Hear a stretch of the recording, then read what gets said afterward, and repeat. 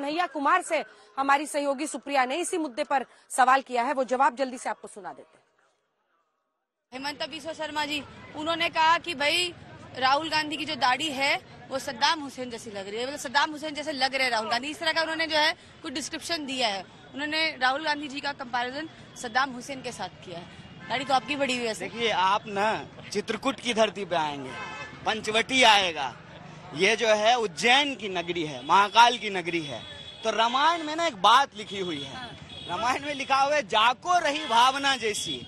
उनके मन में सद्दाम है, इसीलिए उनको सद्दाम दिखाई देता है। हमारे मन में इस देश के युवाओं के लिए काम है, उनका रोजगार है, उनका रोजी रोजगार का सवाल है। मैं तो बार बार कहता हूँ, देश का मुद्दा है बेकारी और महंगाई। हम इसको इस तरह से कहते हैं कि देश के लोग परेशान हैं, देश के लोग महंगाई और बेकारी से परेशान हैं, और भाजपा के लिए केवल हिंदू और मुसलमान है। ये बात हमको समझना पड़ेगा। तो उनको जो देखना है देखने दीजिए।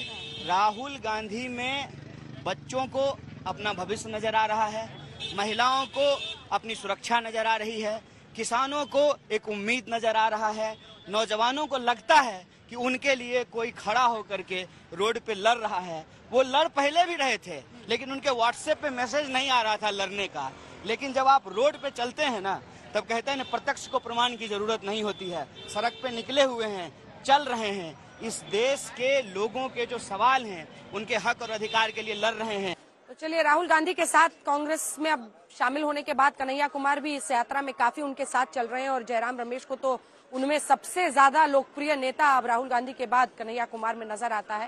लेकिन इससे पहले कि मैं इस पर प्रमोद जी से टिप्पणी लूं, आपने कन्हैया जी की बातें सुनी, वो भी आपको वही पाठ पढ़ा रहे हैं सुधांशु जी, जाकी रही भावना जैसी वही दिखे। आपको राहुल गांधी का चेहरा देखकर आपके मुख्यमंत्री को सद्दाम हुसैन याद आ रहा है। जो कन्हैया ने कहा उसकी बातों का जवाब। अंजना जी, जैसे ही आपने कहा, सुनिए, जैसे ही आपने कहा कि आपकी एंकर कन्हैया कुमार के पास जा रही है, अरे मैं यही बोलने वाला था। मुझे लगा जैसे कि आपने मेरे मुंह की बात छीन ली।